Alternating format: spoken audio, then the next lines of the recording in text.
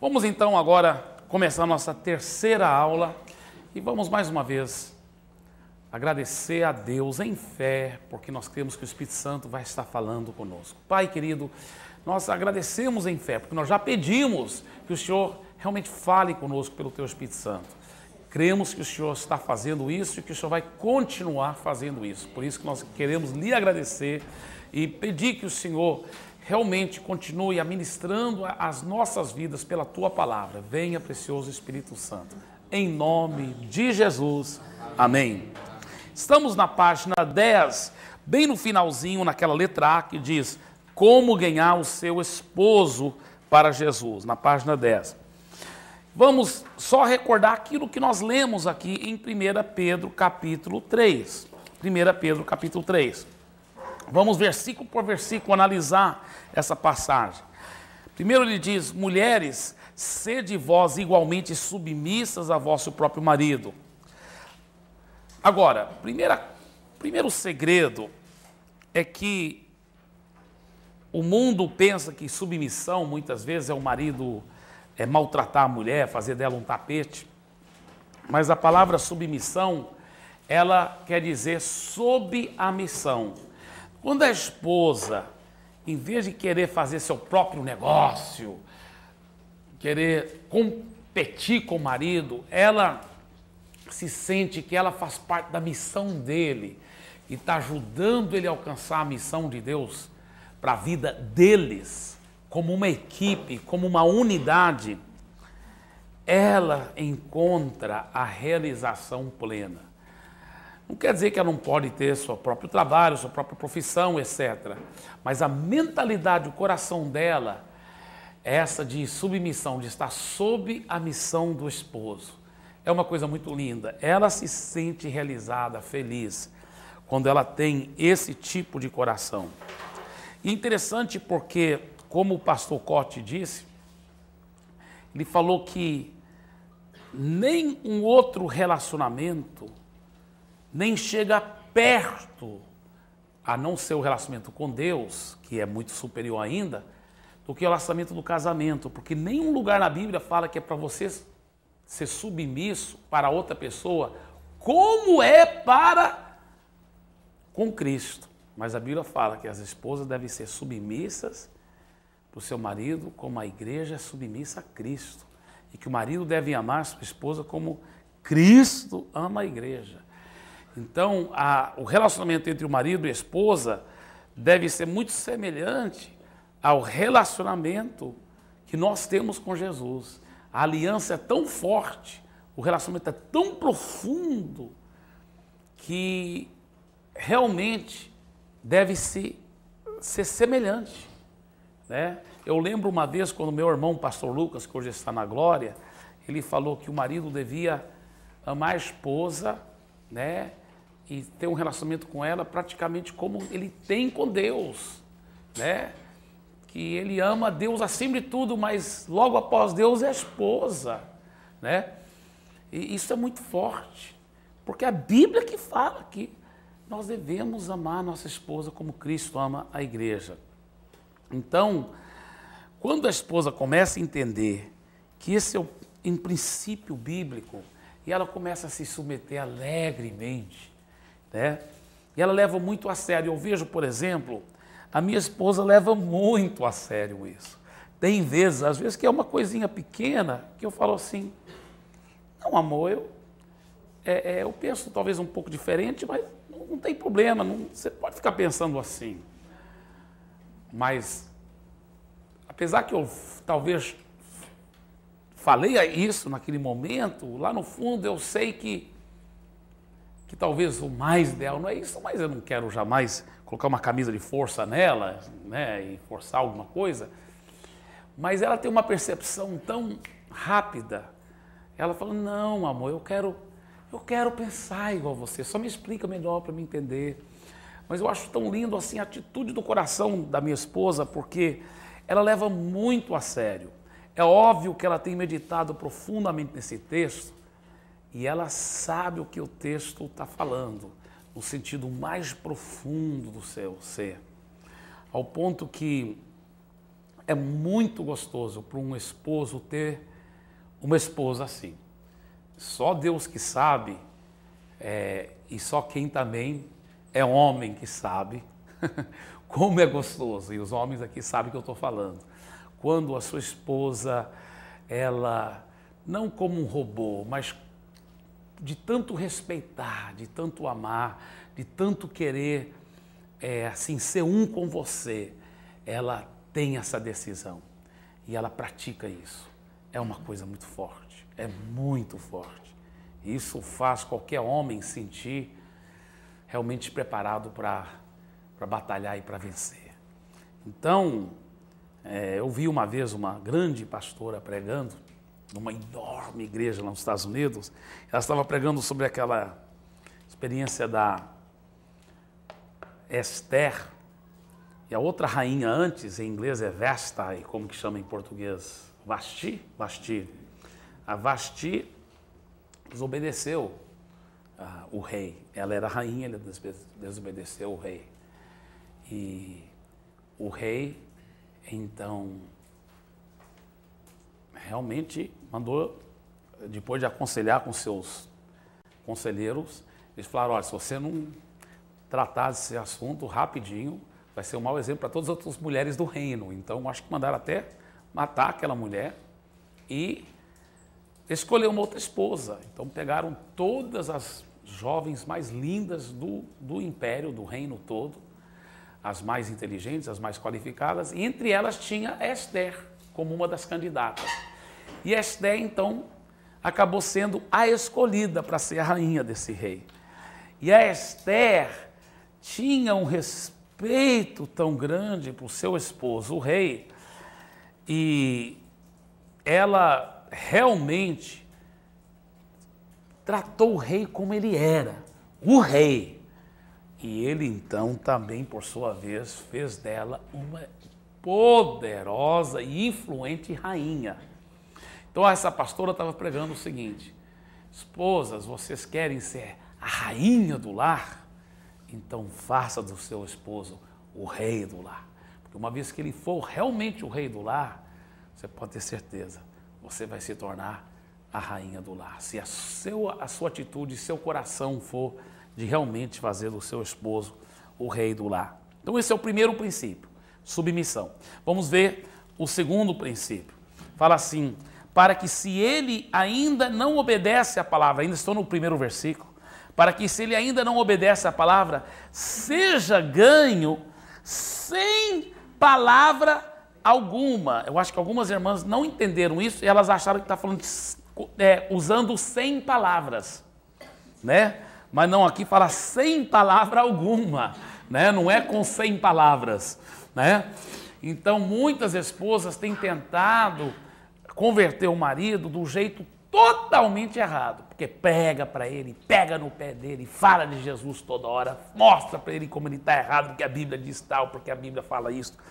Elas estão totalmente erradas. A Bíblia fala que ela vai ganhar o esposo sem usar nenhuma palavra. Como? Por meio do procedimento. Por meio do procedimento da sua esposa. Ele vai ser ganho. E o que eu acho lindo aqui fala assim, seja ganho. Não fala, olha, talvez vai ser ganho. Quem sabe que talvez ele vai converter. Não. Aqui, está aqui em preto e branco. Ele será ganho para Jesus mesmo. Se ela fizer do jeito certo, ela sempre acaba ganhando ele para Jesus. Isso é muito forte. Agora, aqui fala primeiro, ser submissa. Segundo, não pregue para ele nunca. Não pegue no pé dele e não fique falando as coisas para ele. Porque quando faz isso, está errada e por isso que não vai funcionar. Tá? Então, fala terceiro, por meio do procedimento. Ela tem que proceder de uma tal forma que vai conquistar o marido para Jesus. Qual é esse procedimento? Aí o próprio apóstolo Pedro, pelo Espírito Santo, explica como é esse procedimento. Versículo 2. Ao observar o vosso honesto comportamento, ela tem que ser honesta. Ela não pode esconder as coisas dele. Ela tem que ser transparente com ele. Às vezes a esposa quer tanto ganhar o marido para Jesus, que ela quer passar uma imagem irrealista de quem ela é. Ela não quer mostrar os erros. Então, ela pensa, poxa, se ele souber que eu falhei, aí que não vai querer converter mesmo. Então, ela conta umas mentirinhas que ela pensa que não tem nada a ver para maquiar a situação, para tentar ganhá-lo para Jesus. Quer dizer, a intenção é boa, mas os fins não justificam os meios. Né? Eu lembro do caso de uma querida irmã lá em Santarém. Essa irmã, ela era líder das mulheres de uma outra denominação lá. E ela tanto queria ganhar o marido para Jesus. Ela não conseguia. E olha que ela era líder de todas as mulheres dessa outra grande, até uma denominação não era tão grande, mas tinha muitas igrejas naquela região. E ela era líder das mulheres. E ela uma vez convidou a minha irmã, pastora Rebeca, para ministrar numa grande convenção de mulheres lá. E a minha irmã, pastora Rebeca, ministrou sobre isso, sobre o comportamento honesto. E aí Deus falou fortemente com ela. Por quê? Porque o marido dela era piloto. E ele trabalhava, então, em Itaituba, era aquela época do ouro, né, dos garimpos. Então ele ganhava muito dinheiro pilotando. E ela morava em Santarém. E ele podia só vir de vez em quando para estar com a família, porque estava fazendo muita grana. Então ele pilotando lá e vinha de vez em quando para Santarém. E eles tinham um filho, pequenininho. E ele, então, ligava toda hora para ela, perguntando como estava o filho. Talvez naquela época nem telefone, celular não existia, né? Eu acho que até o telefone convencional, as linhas não eram boas. Eu acho que ele era por rádio mesmo, que eles comunicavam. Ele toda hora, então, ligava por rádio para ela e perguntava sobre o filho e tudo.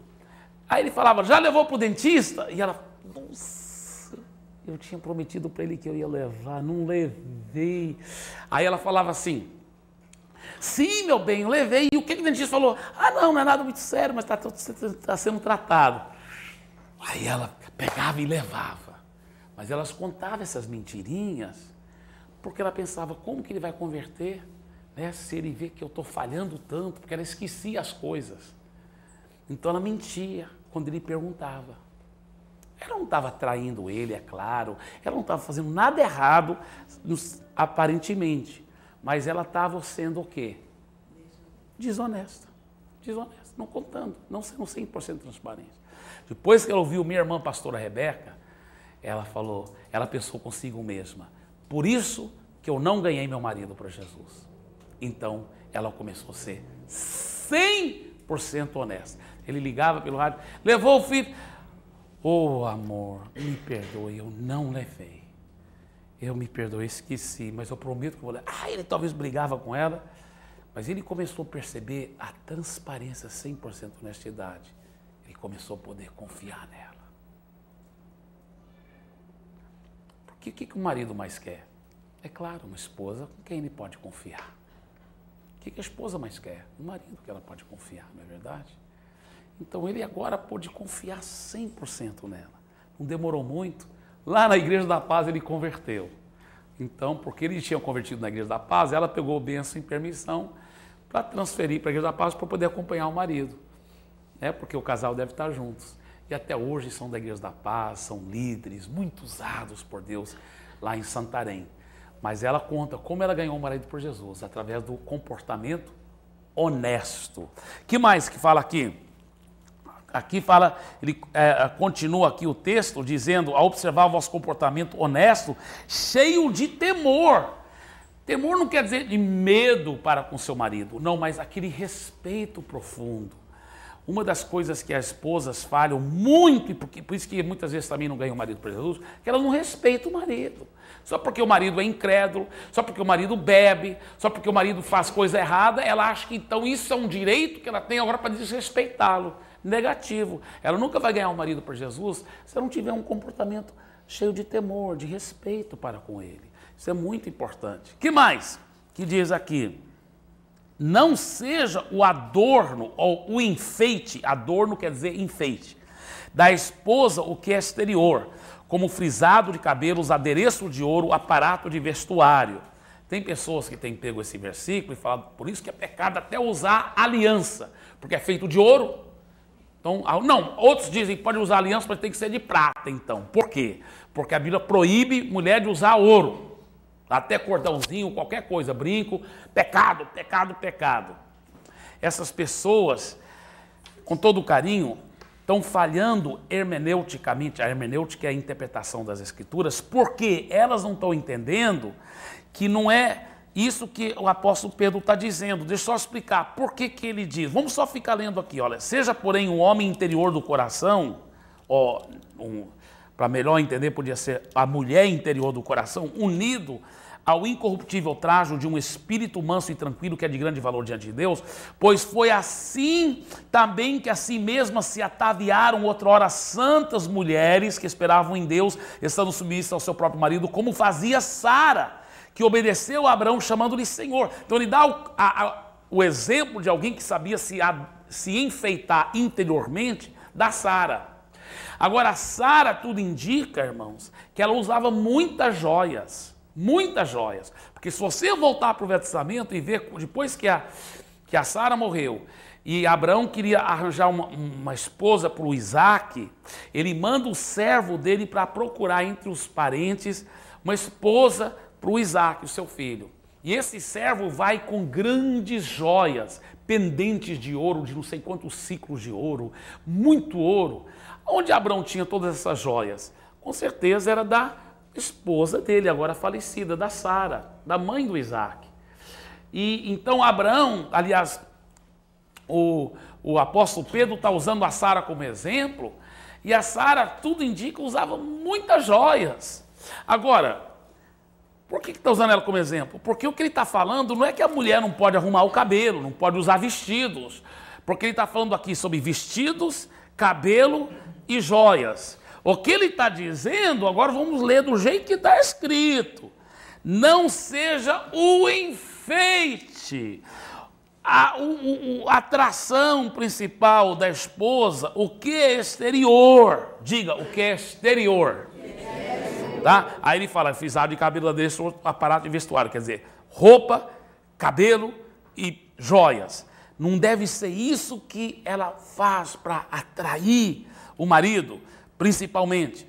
Mas seja, porém, o quê? O homem interior, diga interior, do coração unido ao incorruptível trajo, olha, agora sim, olha o enfeite que é para ela usar.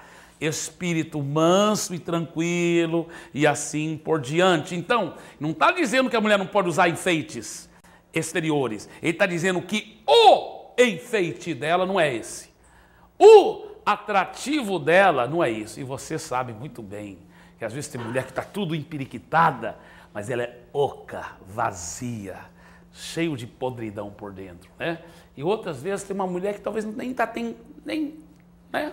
Naquele momento não está tão arrumada, mas ela é tão pura, tão cheia de Jesus, assim, você vê ela enfeitada com a presença de Deus. Ele está falando, o enfeite da mulher tem que ser interior e não exterior. Não está proibindo ela de arrumar o cabelo ou de colocar o vestido, óbvio. Não está proibindo. Não está falando que o enfeite dela é para ser esse. Então, vamos ver. Ele fala assim, o que é esse enfeite? É um espírito manso e tranquilo. Irmãos, aquela mulher que não consegue ganhar um marido para Jesus, se ela for neurostênica, eu acho que inventei uma palavra agora. Se ela for tudo cheio, sabe aquela mulher goteira, toda hora pegando no pé, meu Deus, a Bíblia fala que é melhor viver num canto, a Bíblia fala em Provérbios, melhor viver num porão, né, lá só com pão seco, do que numa casa cheia de banquete, mas uma mulher goteira, uma mulher neurostênica. Não sei, inventei aí, mas tá bom. Mas, veja bem, realmente, irmãos, é horrível, aquela mulher que toda hora está pegando no pé, toda hora está querendo controlar a situação, toda hora está perturbando, meu Deus do céu. Por isso que ele fala, olha, tem um espírito manso e tranquilo. O marido está bebendo, ele chega em casa bagunçando, ela vai cuidar, amar e ficar cantando, feliz da vida, em vez de... Para com isso, tem um espírito manso e tranquilo. Logo, logo, o maridão entende o tanto que ele está errado. Ele vai arrepender, vai criar vergonha e se tornar um homem de Deus. Amém? Mas por quê? Porque ela tem um espírito manso e tranquilo, confiante em Deus, cantando, descansando em Deus, porque ela confia no Senhor. Ela confia no Senhor. Então esse é um grande segredo. Outro segredo, ele fala assim, como, versículo 6, como fazia Sara, versículo 5, pois foi assim também que a si mesmas se ataviaram outras as santas mulheres que esperavam em Deus. Diga, esperavam em Deus. Então deve ficar orando, esperando em Deus, confiando em Deus, esperando em Deus. A dependência totalmente de Deus, estando submissa ao seu próprio marido, como fazia Sara, que obedeceu a Abraão, chamando-lhe Senhor. Parece até exagerado, não é mesmo? Uma mulher falar, o Senhor, chamar o marido de Senhor. Mas isso está falando da reverência, do respeito que ela tinha para com seu esposo. E ele fala assim, da qual vós vos tornastes filhas, praticando o bem. Aqui mais um segredo, olha, são muitos segredos. Praticando o bem e não temendo perturbação alguma. Sabe, uma das coisas que o diabo mais usa para destruir também a mulher e para fazer com que ela não ganhe o marido para Jesus, é que ela fica com medo. Com medo de alguma coisa não dar certo, com medo do filho morrer num acidente, com medo do marido estar traindo ela, com medo.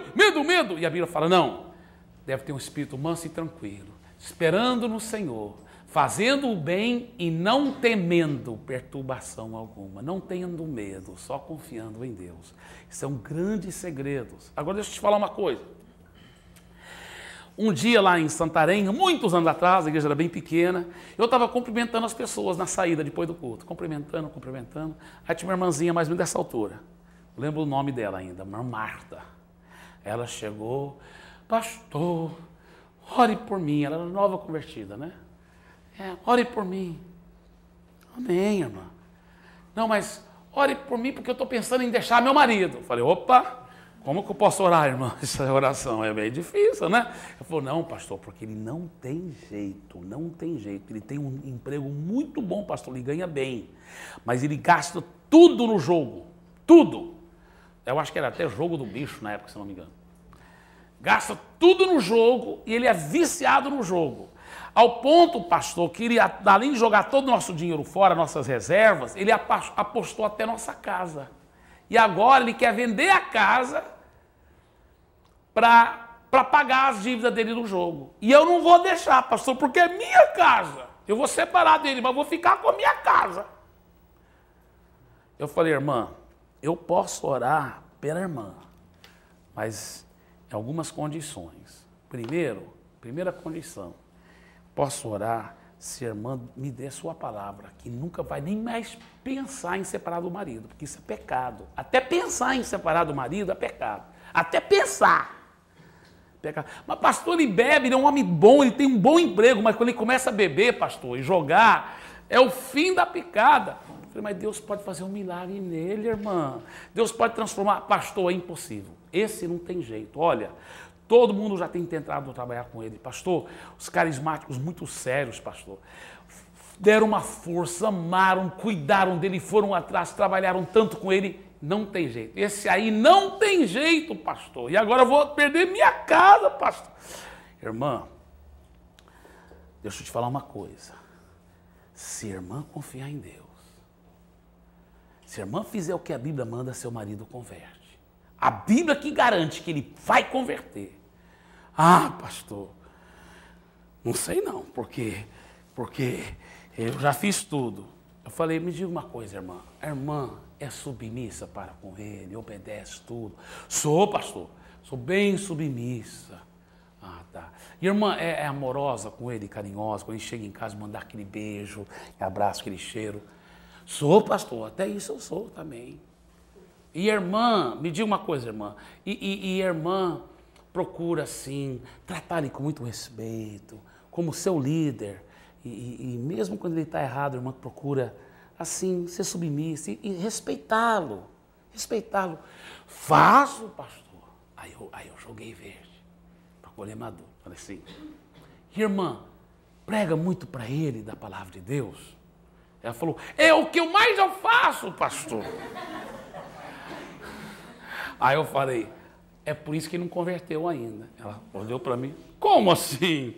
Falei, porque a irmã está errada. A Bíblia fala que vai ganhar o marido sem palavra alguma, só pelo seu comportamento. É por isso que não converteu ainda, porque a irmã fica pregando para ele, a irmã está desobedecendo a Bíblia. Não sabia disso. Falei, é por isso que não converteu ainda. Então, a irmã vai ter que me dar a sua palavra, que a irmã nunca mais vai pregar para ele. Só se ele pedir, se ele fizer uma pergunta, a irmã pode responder. Mas se ele não fizer uma pergunta, a irmã não pode pregar. E que a irmã vai continuar amando e sendo submisso. E eu lhe dou, não a minha palavra, mas a palavra de Deus, que ele vai converter. Está feito o negócio? A irmã compromete de nem pensar mais em separar dele, número 1. Número 2, de nunca mais pregar para ele, a não ser que ele faça a pergunta, ele que está te pedindo, e a irmã continuar sendo submissa e amorosa. Eu dou a palavra, então vamos orar. Aí eu orei com ela.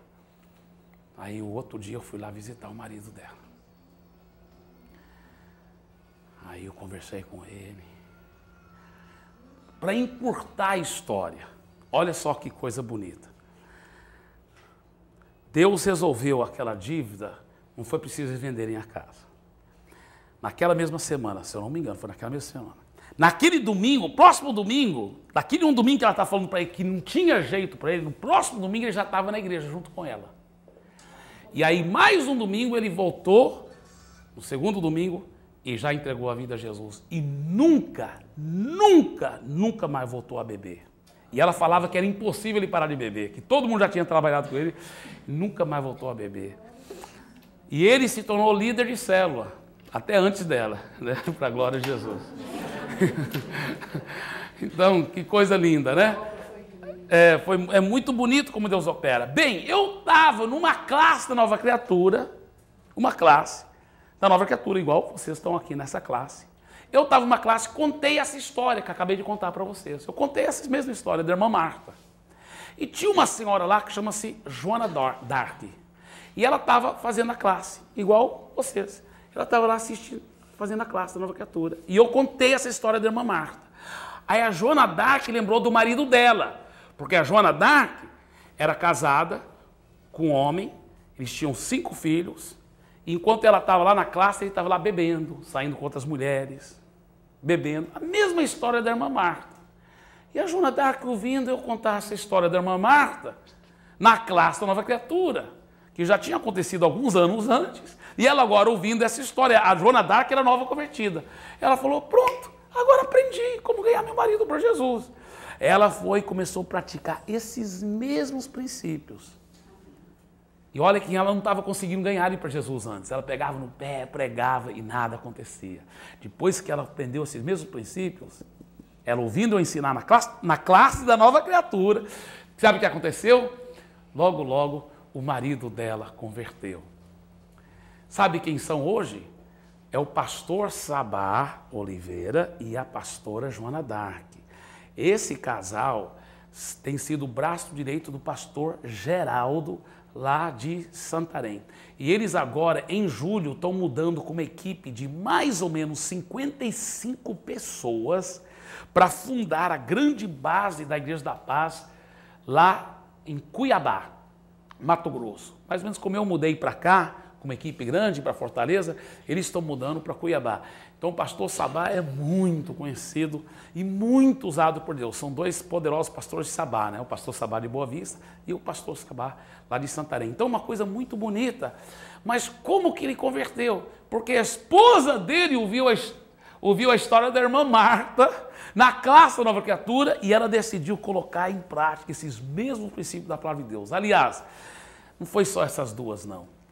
Esposa após esposa, porque normalmente as mulheres convertem primeiro, porque normalmente as mulheres são mais sensíveis às coisas de Deus. Então, muitas igrejas estão cheias de mulheres cujos maridos não converteram. E isso não é a vontade de Deus. Se a mulher fizer a sua parte, ela sempre ganha. A Bíblia fala, vai ser ganho o marido. Ela tem que saber e fazer a parte dela. Tá? Agora, como ganhar a sua esposa para Jesus, marido? Vamos ler 1 Pedro capítulo 3, versículo 7. 1 Pedro 3, 7. Todo mundo em voz alta na revista atualizada. Vamos ler em voz alta aqui, 1 Pedro 3, 7. Vamos lá? Maridos, vós igualmente vivei a vida comum do lar, com discernimento, e tendo consideração para com a vossa mulher, como parte mais frágil. Tratai-a com dignidade, porque sois juntamente herdeiros da mesma graça de vida, para que não se interrompam as vossas orações. Agora, veja bem, tem marido que é muito triste, porque eles são muito grosseiros, né? São muito rudes para com a esposa. E a Bíblia fala que o marido deve viver a vida comum do lar com discernimento, tendo consideração para com a sua mulher como parte mais frágil. Porque ela é mais frágil não quer dizer que ela é inferior. Muito pelo contrário, diante de Deus, todos os dois são tão importantes como o outro. Mas mais frágil deve ser visto no sentido de a mulher mais frágil fisicamente, isso é óbvio. A mulher fisicamente é mais frágil. A mulher é mais frágil emocionalmente. Até porque ela é mais intuitiva, normalmente ela é mais sensível às coisas de Deus, mas ela também é mais frágil emocionalmente. Então tem maridos que são muito grosseiros, mal educados. Ele não reconhece que ela é mais frágil. Então, carrega logo isso aí, deixa de ser mole. Em vez dele carregar para ela, não é mesmo? E ela é mais frágil emocionalmente, ele fala de uma forma grosseira, vai logo falando, aí quando ela chora ele acha que ela está exagerando, porque ela é mais frágil, mas ele maltrata. Então a Bíblia fala que o marido que age assim, é difícil de ganhar a mulher para Jesus, porque ele não está sendo sensível, carinhoso, cuidadoso para com ela. Os perfumes mais caros vêm nos frascos mais delicados, mais frágeis. Então ela tem muito valor, muito preciosa. Quanto mais feminina, quanto mais mulher de verdade é a mulher, normalmente ela é mais frágil ainda. Isso é bonito, é um aspecto tão bonito da mulher, que ela é frágil, que ela é intuitiva. Então o marido, quando ele trata bem a esposa, quando ele trata com carinho, com amor a esposa, ela fica apaixonada, ela quer fazer tudo. O inverso também é verdade. Você quer ser o rei da casa, do lar? Trata a sua esposa como uma verdadeira rainha, para você não ver como ela vai te fazer um grande rei. Isso é um fato, isso é um fato. A realidade é o seguinte, se um dos dois fizerem a sua parte, o outro acaba fazendo a sua. Então o marido nunca pode pôr a culpa na esposa. Ela que não está me tratando do jeito certo, por isso que eu estou errado. Não, porque se você agisse do jeito certo, viu, maridão? A sua esposa ia também começar a agir do jeito certo. Então todos os dois não podem ficar esperando para o outro. Tem que se humilhar e fazer a sua parte. Mas, se for para um esperar para o outro, se fosse para um esperar para o outro, não deve, todos os dois deviam fazer a sua parte sem esperar para o outro, mas se fosse para um esperar para o outro, sabe para quem ia pesar mais responsabilidade? Para o esposo, porque ele é o líder do lar. Como líder, ele tem mais autoridade, mas ele também tem mais responsabilidade. Junto com a autoridade vem a responsabilidade, meu filho. Você não pode ser o líder sem ter que também assumir. Igual na Igreja da Paz. Alguma coisa errada aconteceu, alguma falha aconteceu lá no estacionamento. Quem vai lá pedir perdão do irmão? Muitas vezes sou eu. Não é só aquele irmãozinho que falhou com ele lá. Né? Roubaram um negócio, roubaram o step de um carro. Eu vou lá pedir perdão da pessoa. Isso quantas vezes aconteceu? Tipo, qualquer coisinha, eu estou lá me humilhando. Por quê? Porque eu, como líder, tenho que garantir o bom andamento de tudo. Eu, como líder, tenho que assumir a responsabilidade de me humilhar, de reconquistar. E assim também, marido. Se alguma coisa está errada na sua casa, num verdadeiro sentido, você é o responsável, porque você que é o líder. Então você que tem que ser o primeiro para falar, meu bem, vem cá, vamos conversar, senta aqui. Primeiro, aí como líder, você tem que ser o primeiro para falar, me perdoe. Você pede perdão primeiro para ser exemplo para sua esposa. Você ora com ela. Agora, claro, a esposa espiritual não vai esperar o marido fazer isso. Ela vai ser primeira para pedir perdão, para se humilhar. Mas o marido, que é líder espiritual do lar, ele que vai ser o primeiro para se humilhar, para pedir perdão, para garantir o bom andamento de tudo, para tratá-la com amor. Outra coisa também interessante. A Bíblia fala em Efésios capítulo 5, né, que a esposa é para ser submissa ao marido, como a igreja é para com Cristo. Agora me diga uma coisa, a igreja falha em vez em quando com Cristo, sim ou não? Sim. Falha, muitas vezes. Mais do que devia, não é verdade? Mas, o que a Bíblia fala? A esposa deve ser submissa para com o marido, como a igreja é para com Cristo. Então, se ela falhar em vez em quando, ela até tem um certo respaldo bíblico, porque a igreja também falha em vez em quando. Mas a Bíblia fala que o marido deve amar a esposa como? Como Cristo amou a igreja. Cristo já falhou alguma vez? Então, maridões, não tem jeito não. É responsabilidade é nossa mesmo, não tem jeito. A gente tem que assumir, porque nós temos que amar a esposa igual Cristo ama a igreja, que é um amor perfeito, completo. Aí é só entrar em Cristo e ficar se humilhando, pedindo perdão mesmo, porque não tem jeito, né? Então nós temos que realmente, nós temos uma grande responsabilidade aí, e realmente é um privilégio. O marido que age assim com a sua esposa, não vai demorar, logo, logo, eu quero esse Jesus que você tem, porque ele é tão poderoso, como que você está tão transformado. Você vai ver, ela vai chorando entregar a vida a Jesus. Isso é um fato, né? Para a glória do Senhor Jesus. Muito bem. Agora, como ganhar seus pais para Jesus? Vamos olhar em Efésios capítulo 6. Vamos ler também em voz alta esse texto maravilhoso, em Efésios capítulo 6. Agora isso aplica, eu creio, irmãos, não só para quem é filho solteiro que está morando com seus pais, mesmo você que já é casado, seus pais estão vivos, ainda não converteram, aplique esses princípios, né? Tome posse em fé, mostre amor e carinho, né? Eu lembro um certo irmão, em outra cidade, não foi Fortaleza não, mas esse irmão não conseguia ganhar o pai para Jesus. Ele já tinha ganhado a mãe para Jesus, todos os irmãos para Jesus, só o pai que não tinha convertido. O pai era durão. E um dia, e esse irmão também era solteiro, ele lutava, ele nunca se tornou homossexual, mas ele lutava em vez em quando com tentações dessa área. E isso é em outra cidade, pessoa, né, que vocês não conhecem, mas eu estava lá, eu fui lá visitar a casa dele. E lá, quando eu estava na casa dele, eu notava que não só ele, mas todos os irmãos tratavam o pai assim de uma forma meio ríspida. A mãe não, tratava muito bem, mas o pai, estava meio ríspido. Aí eu fui perguntar para ele, mas por que vocês tratam assim seu pai? Ah, pastor, eu acho que é porque desde pequeno meu pai sempre foi durão assim conosco. Agora que ele é velho, nós somos grandes, a gente continua tratando ele assim. Eu falei, é por isso que você não ganha seu pai, você não ganhou até hoje seu pai para Jesus. Você ganhou sua mãe, você ganhou todos os seus irmãos, mas não ganhou seu pai por isso. Ele falou, mas como que eu devo fazer? Eu falei, você deve chegar e abraçar seu pai, beijá-lo, dizer, paizão, te amo. Ah, pastor, eu fazer isso? Não tem jeito.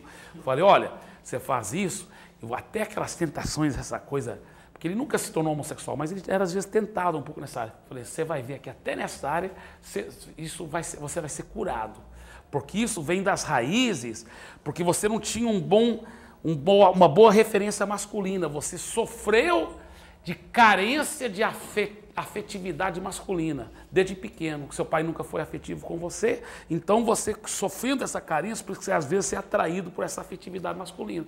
Você pode curar isso e ainda ganhar seu pai para Jesus. Ele falou, mas como que eu faço? Eu falei, todo dia você vai abraçar seu pai, você vai beijá-lo e dizer que você ama. Não dou conta não. Você dá, rapaz, maior é aquele que está em você do que aquele que está em Cristo. Tudo você pode naquele que te fortalece. Eu dei essa tarefa para ele. Ele começou todo dia a abraçar o pai. Paizão, te amo. Abraçava, dava um beijo no pai. Irmãos, não deu em outro, para a glória de Jesus. O pai dele converteu. Ele já, como eu disse, ele nunca foi homossexual, mas aquelas coisas, ele foi 100% curado. Né? Ele era solteiro na época. Casou, tem filhos, é um homem de Deus, não mora em Santarém, em Fortaleza. Ele não mora, né? Mas ele é um grande pastor, ele é um homem de Deus, esse é homem de Deus. Por quê? Porque ele fez da forma correta para ganhar o Pai para Jesus, aquele amor, aquele carinho, aquele respeito. Vamos ler aqui o que diz a Bíblia em Efésios, capítulo 6, versículos 1 a 3. Todo mundo lendo em voz alta, por favor. Vamos lá. Efésios 6, a partir do versículo 1. Filhos, obedecei a vossos pais no Senhor, pois isto é justo. Honra teu pai e a tua mãe, que é o primeiro mandamento com promessa, para que te vá bem e sejas de longa vida sobre a terra. Que coisa linda. Eu vou te falar, quando eu vejo essa promessa aí, até se a pessoa não tivesse, escuta bem, o temor de Deus, mas ela fosse até egoísta, pensando, rapaz, eu quero que tudo vá bem para mim na minha vida, tenha sucesso, e eu quero ter uma vida longa, está aqui. Ele fala aqui, quando você honra seu pai e sua mãe, você é obediente, submisso, respeitando e honrando eles, faz coisas para honrá-los, chama toda a parentela junta e faz um grande banquete para os seus pais, aí conta um monte de elogios sobre seus pais, conta a história deles, enfim, honra, dá presente para eles, honra seus pais, submete-se a eles, obedeça, respeite seus pais. E fala, duas coisas vão acontecer com a sua vida. Você vai ter uma longa vida, você está garantido não morrer cedo. E tem mais, tudo vai dar certo para você, tudo que você coloca a mão para fazer, sucesso, sucesso. Você coloca uma coisa, tudo te vai bem. Que coisa linda, que promessa poderosa. E é claro, o mais importante, você vai ganhar seus pais para Jesus também. Como ganhar seus filhos para Jesus? Efésios 6 ainda, agora versículo 4. Vamos ler também em voz alta, versículo 4. Vamos lá, todo mundo junto. E vós, pais, não provoqueis vossos filhos a ira, mas criai-os na disciplina e na admoestação do Senhor. Tá? Então esse é o segredo. Não, quais são coisas que provocam nossos filhos a ira? A incoerência. Você fala uma coisa um dia, fala outro dia. Você tem que cumprir sua palavra. Prometeu fazer tal coisa? Faça. Não deu para fazer? Fica lá, olha bem nos olhos dele e fala, me perdoe, não deu para a gente cumprir aquilo. Você me perdoe, eu vou procurar ser mais fiel. A incoerência provoca o filho a ira. A inconsistência provoca o filho a ira. Um dia a regra é essa, outro dia é outra coisa. Não é assim que funciona, tem que dar certo, tem que manter as coisas. Falhou, peça perdão, o filho vai ver a sua sinceridade do seu coração. Então, esse é o jeito. E claro, ensinando, tirando tempo com os filhos, ensinando a palavra de Deus, e investindo na vida deles, e discipulando e disciplinando também seus filhos. A Bíblia fala que a tolice, ela é arraigada no coração da criança, mas a vara da correção, ela tira a tolice do coração da criança. Então, claro que tem um jeito certo, né? O famoso sanduíche que eu sempre ensino, né? O pão, carne e mais pão, né? Pão simbolizando o amor e carne a disciplina. Então, você quer corrigir seu filho. Como que você vai fazer? Deixa eu explicar. O que a maioria dos pais fazem? Por exemplo, fala para a criança assim, ó, isso aqui é um iPhone, é muito caro, você não pode brincar com isso, tá? Então você deixa lá na mesa. Aí a criancinha chega lá e, quero brincar, né? Aí fala assim, ó, o que papai disse? Você não pode brincar. Pai, você tira da mão dele e coloca na mesa lá de novo, fala assim, ó, se você brincar de novo, você vai ser disciplinado. Aí o que vem? Eu já falei! Aí o que os pais normalmente fazem? Cada vez que vai corrigir, grita mais alto e tira, e é mais violento. mas não corrige. Aí grita, grita, grita, grita mais alto. Aí põe lá em cima. Aí o menino pega um banco e sobe e pega. É horrível, não é mesmo? Qual o jeito certo? Em vez de você ficar falando e só gritando mais alto, você fala igual eu acabei de fazer. Fala desse jeito. Papai falou para você não fazer. Aí ele faz. Olha, papai disse para não fazer. Deixa eu falar o seguinte para você, deixa eu deixar bem claro. Se você fizer de novo, se você tocar nisso de novo, sem minha permissão, você vai ser disciplinado. Você entendeu o que eu disse? Eu entendi. Tem certeza que entendeu? O que eu disse? Repita para mim, porque para ele depois não poder usar desculpa porque não entendeu, tá entendendo? Então, repita, que se eu tocar de novo, eu vou apanhar. É isso mesmo. Tá certo. Agora, o que a criança vai sempre fazer? Ele vai levar até o limite. Ele vai testar você para ver se você está sério. Então ele vai de novo. E normalmente, escuta bem, normalmente vai ser bem na hora que está pessoas lá perto de você, parentes, você está entendendo?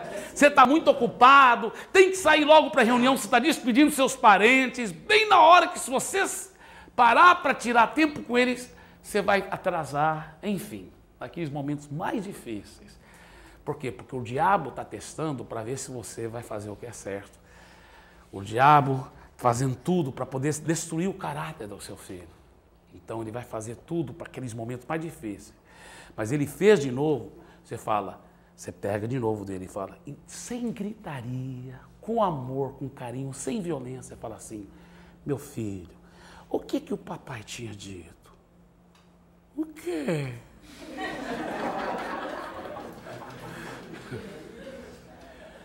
Papai disse que se você fizesse de novo, você é disciplinado, não é verdade? Tá bem. Se tiver muita gente por perto, talvez você não vai falar em nada na frente deles. Você só pega o telefone da mão dele, coloca no bolso e fala assim, vem cá, meu filho, quero conversar com você. Dá licença um pouquinho, gente. Você leva ele lá para o quarto, entra no quarto, fecha a porta, liga o ar, entra no banheiro, fecha a porta do banheiro. Entendeu? Aí, eu preparo até os travesseiros lá para ele poder pôr a cabeça no travesseiro, né? Porque eles gostam de ter algum lugar para poder gritar sem fazer barulho. Aí, normalmente eles vão sentar aqui então, na minha perna, né? E eu falo para eles, olha, eu sento lá, explico, olha, papai disse, você lembra e tal, explica tudo bem certinho. Então você vai ser disciplinado. Por quê? Porque é pro seu bem, é porque papai te ama. Aí vem o pão, amor. Eu abraço, beijo, é porque eu te amo e a vara vai tirar a tolice do coração da criança. Muito bem.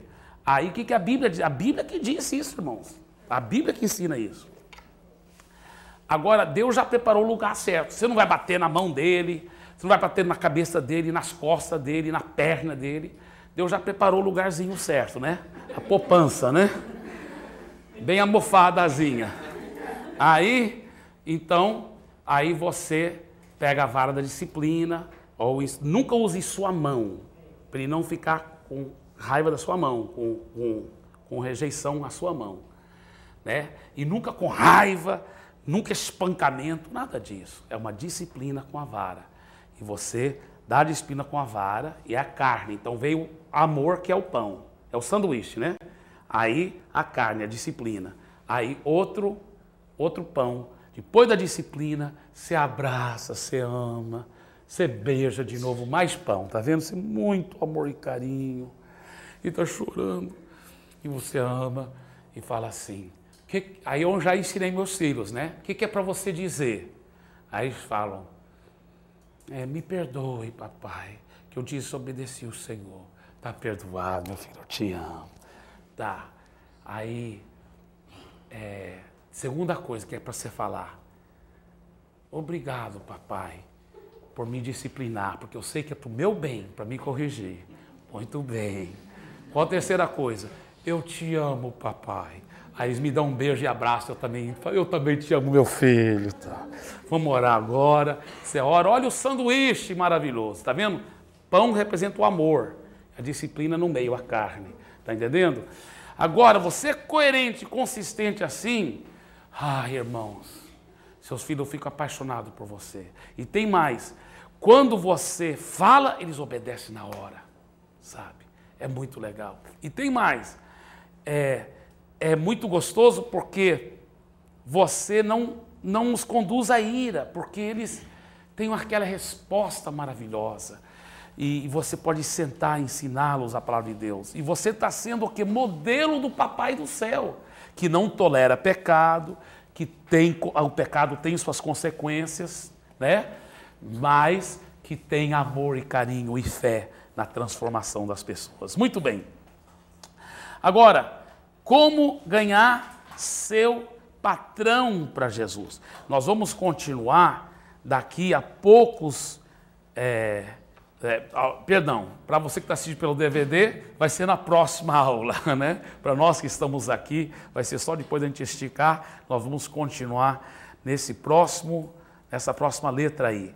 Na realidade, não é nem como ganhar seu patrão, primeiro vai ser como ganhar seus amigos para Jesus, tá certo? É o letra E. Então nós vamos continuar nessa letra E na próxima aula, se Deus quiser. Deus abençoe. Muito bem, vamos continuar então essa próxima aula, que é justamente a aula número 4, né? Aula número 4. Veja bem, houve uma pergunta aqui de uma das pessoas que estão fazendo essa aula sobre o que fazer se os pais erraram, os filhos já são grandes, né? Como aconselhar seu discípulo se por acaso isso já aconteceu? Olha, Deus é tão misericordioso, Deus é tão amoroso e maravilhoso, que quando você, mesmo seu filho sendo já 40 anos de idade, 45 anos de idade, 50 anos de idade, você procura seu filho, fala, meu filho, eu preciso muito falar com você. E você senta e olha bem nos olhos dele e fala assim, eu tenho aprendido da palavra de Deus tantas coisas que eu não pratiquei com você. Eu quero lhe pedir muito perdão. Porque eu agi assim, assim, assim. E era para mim ter agido assim, assim. Talvez você vai pedir perdão porque você não tirou tanto tempo com ele como você devia. Você não ensinou a palavra de Deus. Você não foi exemplo. Você não corrigiu do jeito certo. Enfim, você não foi um exemplo do Papai do céu para ele como você deveria ter feito. Aí eu diria... Diga a palavra de fé, de amor. Diga para ele que a partir daquele dia, daquele momento, você está crendo que ele também vai seguir Jesus e que tudo vai mudar na vida dele. Agora, uma época eu estava meditando sobre isso e eu pensei, se eu amo meus filhos, eu vou ser muito firme para com eles. Eu vou, claro, com amor, com jeito, com firmeza, através da conquista, mas eu vou exigir que me respeitem, que me obedeçam e que me honrem. Sabe por quê? Eu não quero que meus filhos tenham uma vida longa, eu não quero que eles possam, tudo vá bem para eles. E a Bíblia fala que se os filhos obedecerem os pais e honrarem os pais, tudo vai bem para eles e eles têm uma vida longa. Então, só tem um jeito de eu garantir que isso vai acontecer. É se eu garantir que meus filhos vão obedecer a palavra em relação a mim. Por isso que eu vou ter que trabalhar com eles para o bem deles, para que eles aprendam desde pequeno, honrando, respeitando, obedecendo. Que coisa bonita. Quer dizer que eu já fiz isso sempre do jeito certo? Não. Muitas vezes eu já falhei com meus filhos. Já olhei bem nos olhos deles, pedi perdão, procurei me corrigir para fazer da forma correta. Todos nós estamos crescendo e aprendendo, mas eu não deixo qualquer falha minha me desanimar. Peço perdão, me arrependo e vamos em frente em nome de Jesus. Agora, como ganhar seus amigos para Jesus? Salmo 1, capítulo 1, né? Versículo 1, ele diz assim, bem-aventurado o homem que não anda no conselho dos ímpios. Primeiro segredo. Não segue o conselho de pessoas más. segue o conselho de pessoas boas. Segunda coisa que ele fala, nem se assenta na roda dos escarnecedores. Isso é a roda daqueles que gozam, falam piadas sujas, fazem gracinhas, falam piadas sobre Deus, piadas sobre pastores, piadas sobre igrejas. Fique longe desse povo. Você pode ser legal com eles, mas não fica sentado na rodinha deles não, porque aquilo vai te contaminar. A Bíblia fala, você quer ser feliz? Você quer ser bem-sucedido? Você quer ser uma pessoa de sucesso? Ele fala assim, não anda no conselho dos ímpios e nem se assenta na rodinha desses escarnecedores, esses que gozam e fazem piada das coisas santas e sagradas de Deus. Tá? Terceira coisa, ele fala assim, bem-aventurado o homem que não anda no conselho dos ímpios, nem se assenta na roda dos escarnecedores e nem se detém no caminho dos pecadores. Por que eu sei essa passagem tão de cor? Porque desde pequeno eu memorizei, eu decorei esses versículos, né? Por quê? Porque meus pais me ensinavam esses versículos, na escola cristã que eu estudava me ensinavam esses versículos, eu fui decorando isso aqui, isso foi entrando dentro de mim, né? Nem se detém no caminho dos pecadores. O que é isso? É parar aonde os pecadores vão para pecar. Por exemplo, pastor, é errado eu ir para uma boate, se eu não vou beber, se eu só estou lá assim, só parado lá para bater papo com meus amigos e tal. Olha, mas tem gente adulterando lá, traindo a esposa, tem gente fumando maconha, tem gente cheirando cocaína, tem gente enchendo a cara e se tornando, ficando bêbado, falando palavrão, contando piada imoral, traindo um ao outro. É o quê? Lá é um caminho, é um antro dos pecadores. Ele fala, bem-aventurado o homem que não se detém no caminho dos pecadores. Agora, se você entrar lá com Bíblia e folheto e está pregando para todo mundo, como eu já fiz em boate, entrando com Bíblia e folheto, dando para todo mundo e pregando, aí é diferente, porque aí tem outro versículo que fala, ide por todo mundo e pregar o evangelho a toda criatura. Aí é diferente. Agora, você entrar lá e se deter lá, ficar junto com eles no caminho dos pecadores, aí está errado, porque a Bíblia fala. Ele fala, antes o seu prazer está na lei do Senhor. Então, como você ganha seu amigo para Jesus? Olha os dois exageros. O cara que vai lá, não vai ganhá-los para Jesus. Então, sentar na rodinha, beber uma cervejinha com eles, ficar contando piada suja e pensar que aí, quando eu convidá-los para a igreja, eles vão querer ir. Não vai dar certo. Porque você se tornou um deles, baixou para o nível deles, eles não vão te respeitar, você não vai ganhá-los para Jesus. Você está aí no pecado com eles. Agora, o outro exagero é o cara que está indo para a igreja, vê um amigo antigo dele, da bebedeira, ele vira o rosto.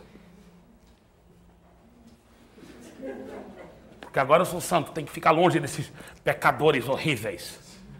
Assim também não vai ganhá-lo para Jesus. Qual é o segredo? É amor. Os caras estão lá bebendo, e você está passando em Bíblias, e aí, rapaz, vem cá, pastor, tá diferente com a gente? Você falou, cara, tudo bem? Você vai lá para a mesa onde ele está bebendo. Tudo bem, tudo bem. E aí, rapaz, vocês estão bem? Poxa, saudade de você. E você fala com amor, com carinho. E aí, cara, não quer uma... Ô, cara, rapaz, eu tenho uma coisa que me traz tanto mais prazer, cara. Tem uma alta muito melhor aí, bicho.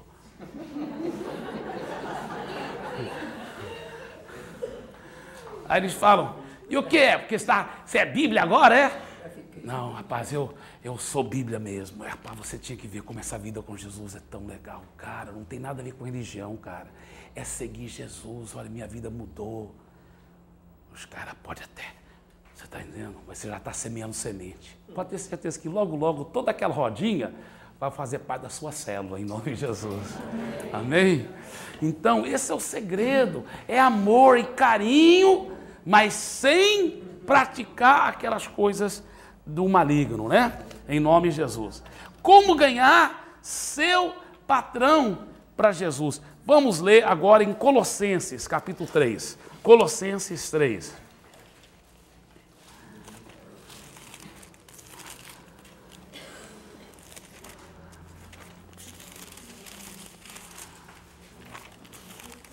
Colossenses 3. Uma coisa que me ajuda a lembrar, queridos, deixa eu até falar, isso aqui é muito forte o que eu vou dizer. Na Bíblia, eu já mostrei que o Novo Testamento é bem menos do que o Velho Testamento, e a parte mais importante. E a parte mais importante do Novo Testamento são as epístolas, de Romanos a Judas. De Romanos a Judas, mesmo nessa Bíblia de estudo, que tem tantas coisas que não são das Escrituras direto, mas se você for olhar de Romanos a Judas, normalmente tem um pedacinho assim, mas é lá que é o filé mignon da Bíblia. 95% talvez do meu tempo de meditação nas Escrituras são nas epístolas. Você acaba conhecendo a Bíblia toda, você acaba realmente... Olha, eu cresço muito meditando nas epístolas, de Romanos a Judas. Você pode ver que todos esses textos que eu estou lendo daqui, são tudo tirado das epístolas, as epístolas. São cheios de filé mignon da palavra de Deus, tá? Então, aqui é Colossenses, mais uma vez, nas epístolas. E outra coisa que me ajuda a lembrar, aonde estão os textos na Bíblia? Porque depois de Romanos é 1º e 2º Coríntios, aí tem Gálatas, Efésios, Filipenses, Colossenses, tá? Colossenses vem bem antes de 1ª e 2ª Tessalonicenses. Agora, escuta bem, Tessalonicenses começa com T. Aí depois de 1ª e 2ª Tessalonicenses vem 1º e 2º Timóteo, que começa com T, só que a palavra Timóteo é um pouco menor do que Tessalonicenses. Aí depois vem Tito, que também começa com T, mas é menor ainda. Então, depois de Colossenses, vem 1º e 2º Tessalonicenses, T. 1º e 2º Timóteo, T. Aí Tito, T. Então isso ajuda você a memorizar. Aí vem Filemão, Hebreus, Tiago, aí 1ª, 2ª Pedro, 1ª, 2ª, 3ª João, Judas e Apocalipse. Então, não é difícil, você vai, de tanto estudar o Novo Testamento, e especialmente as epístolas, de Romanos a Judas, lá está o filé mignon da Bíblia. Estude, medite, rumine. Você vai ver o que vai acontecer na sua vida espiritual. Muito bem. Então agora é Colossenses que vem antes de Tessalonicenses, os 3 T's, né? Tessalonicenses, Timóteo, Tito. Então Colossenses vem bem antes de Tessalonicenses. Colossenses capítulo 3, versículos 22 a 25. Muito forte esse texto, muito forte, mas muito forte mesmo. Vamos ler em voz alta esse texto. Quando aqui fala servos, está certo, naquela época incluía os escravos, que tinha escravos também naquela época. Mas pode ser traduzido por nós como empregados, como funcionários também. Então vamos ver como os funcionários devem agir com seus patrões. Vamos lá, versículo 22 em diante, vamos lá.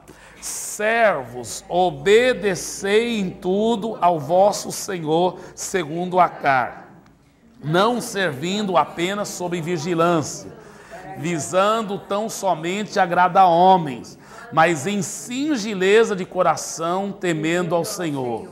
Tudo quanto fizerdes, fazei-o de todo o coração, como para o Senhor e não para homens, cientes de que recebereis do Senhor a recompensa da herança. A Cristo, o Senhor, é que estáis servindo, pois aquele que faz injustiça receberá em troco a injustiça feita, e nisso não há acepção de pessoas. Queridos, isso é profundo demais, isso é forte demais, porque olha, o que tem às vezes de crente que é mal empregado, mal funcionário, isso é feio demais. Isso é um péssimo testemunho. Por isso que muitos funcionários não ganham seus patrões para Jesus, porque eles são péssimos. E a Bíblia fala, não, você quer ganhar seu patrão para Jesus, você quer agradar a Deus, então você tem que obedecer em tudo o seu patrão. Tem que ser submisso, quebrantado. A única exceção é se ele mandar você fazer uma coisa que é antibíblica, que é errada, mentir, roubar, aí você não vai obedecer, claro. Mas ele fala, você deve servir o seu patrão não apenas sob vigilância, ou seja, não só quando ele está te vigiando, quando ele está perto, mas até quando ele não está perto, ninguém está vendo, mas você fica trabalhando com o mesmo ritmo, com o mesmo carinho, com o mesmo amor, porque tem gente, quando o patrão está perto, trabalham que uma beleza, o patrão sai, relaxam. Não, você vai ficar trabalhando com o mesmo carinho, visando tão somente agradar homens, você não vai procurar agradar os homens. Somente, sim, você quer agradar seu patrão, mas acima do seu patrão está Deus, e Deus está te vendo toda hora, você quer agradar a Deus. Ele fala em simplicidade de coração, em singeleza de coração, temendo ao Senhor. Ele fala, tudo que você fizer, faça de todo o coração, trabalhe com garra, seja um funcionário exemplar, faça com excelência. Seja fiel no pouco, Deus vai te fazer fiel sobre o muito.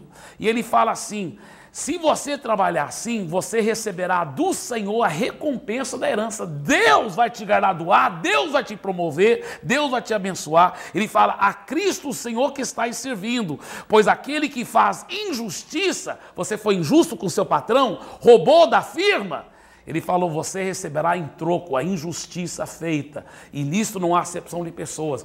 Pode até pensar que o patrão não viu nada, mas Deus viu, você está roubando daquela firma, você vai sofrer consequências. Você vai ser ou demitido ou nunca vai ser promovido, enquanto outros que talvez até são incrédulos vão ser promovidos. Por quê? Porque eles não estão roubando da firma, eles estão respeitando mais o patrão do que você. Agora, se você for um cara zeloso, fazendo tudo correto, obedecendo, temendo a Deus, respeitando o seu patrão, procurando realmente fazer o que é justo, o que é correto, rapaz, Deus vai te promover e promover muito. Então isso é um grande princípio para a glória de Jesus. E como ganhar seus empregados para Jesus? Efésios capítulo 6, versículo 9. Efésios 6, 9. Vamos ver rapidamente. Efésios 6, 9. Efésios 6, 9. Muito bem. Vamos ler em voz alta também, Efésios capítulo 6, versículo 9. E vós, senhores, ou patrões, pode ser traduzido patrões também, né? E vós, senhores, de igual modo, procedei para com eles, deixando as ameaças, sabendo que o Senhor, tanto deles como vós, está nos céus e que para com ele não há acepção de pessoas. Em outras palavras, trata bem, trata com respeito, trata com carinho, trata com justiça, com misericórdia. Os seus funcionários, eles vão ver o homem de Deus, a mulher de Deus que você é, eles vão querer também entregar a vida a Jesus. Temos que mostrar muito amor e manter a amizade sem acompanhá-los em ambientes e hábitos pecaminosos. Estou na página 11, no meio da página 11 do livro da Nova Criatura. Sugestões para você se tornar uma testemunha bem-sucedida. Vamos ler essas 6 sugestões em voz alta, começando com a letra A, tá bem? Todo mundo junto? Letra A. Ame as pessoas. Letra B, não as critique. C, não fale de religião, fale de Jesus. D, não as julgue. E, não entre em debates e discussões. F, ore antes de falar com a pessoa e peça sabedoria de Deus. Olha, irmãos, essas 6 sugestões aí são batata, é impressionante, é muito legal mesmo. Pense e medite sobre isso mais em casa. Uma ideia seria até seu tempo sozinho com Deus, nessas próximas semanas, nesse próximo mês, porque nós só vamos reunir dia 5 de março, então nesse um mês, entre hoje, 5 de fevereiro e 5 de março, todas essas lições que nós já estudamos, você vai estudando em casa, olhando os textos, e até as futuras também você pode ir preenchendo também, tá bem? O que é fazer discípulos? O que fazer depois que você ganha alguém para Jesus? Assim como uma boa mãe cuida e protege seu novo bebê, você também deve se responsabilizar e cuidar do bebê espiritual que você acabou de gerar. Primeiro, comece integrando-o no grupo familiar, ou na célula, né? Grupo familiar é outro nome para célula. Depois, faça questão de que ele vai receber todos os cuidados necessários para crescer e se tornar um seguidor de Jesus, saudável e maduro na fé. Isso no começo da página 12. Para isso acontecer, você precisa ser ou providenciar um bom discipulador para acompanhá-lo. Assim você estará glorificando a Deus e sendo responsável para com aqueles que o Senhor confiou em suas mãos. Você ganhou alguém para Jesus, meu irmão? Você tem que garantir que aquela pessoa vai ter um discipulador, que vai estar na célula sendo bem cuidado. Isso é muito, muito importante. Se for do mesmo sexo, normalmente é bom que você mesmo seja o discipulador daquela pessoa. Na grande comissão, Jesus não nos mandou fazer convertidos, mas sim fazer discípulos. Isso inclui a conversão, porém muito mais. O cristão normal sempre faz discípulos. É importante, então, que você esteja discipulando pelo menos uma ou mais pessoas. Isso não é somente um dever sagrado para cristão, mas um imenso privilégio. Então, só recordando, até agora nós estudamos 4 hábitos. Qual é o primeiro hábito do fazer um cristão ficar forte? Ler e meditar na palavra. Palavra de Deus. Segundo hábito. Orar Orar. Oração. Terceiro hábito. Congregar. Quarto hábito. Falar de Jesus aos outros. E agora o quinto hábito. Vamos ler em voz alta, todo mundo junto? Obedecer a Jesus em tudo. A quem devemos obedecer? Letra A, a palavra de Deus e ao Espírito Santo. Letra B, as autoridades constituídas por Deus sobre a nossa vida. Pai, mãe, esposo, pastores, líder de célula, patrão, professores e o governo em geral. Tá? Agora, antes de ler esse último parágrafo, deixa eu dizer uma coisa aqui para vocês. Você já notou como é uma mesa? Se eu tiver uma mesa aqui de madeira maciça, uma mesa daquelas pesadas, de madeira maciça, e uma perna daquela mesa estiver bem fraca, o que vai acontecer? Mas as outras 3 pernas são bem fortes. Aquela mesa, ela vai ainda ficar em pé, tranquilo, mas aquela perna fraca poderá causar problemas. Tá? Agora, o que acontece? Você tem que ter todas as 4 pernas bem fortes. Agora, se você tiver 2 pernas fracas para cá e aquela mesa é bem maciça, o que vai poder acontecer? Ela poderá talvez até cair para cá. Tá?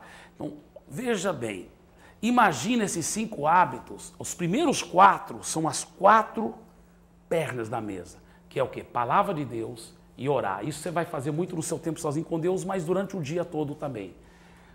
Terceiro hábito, falar de Jesus para os outros.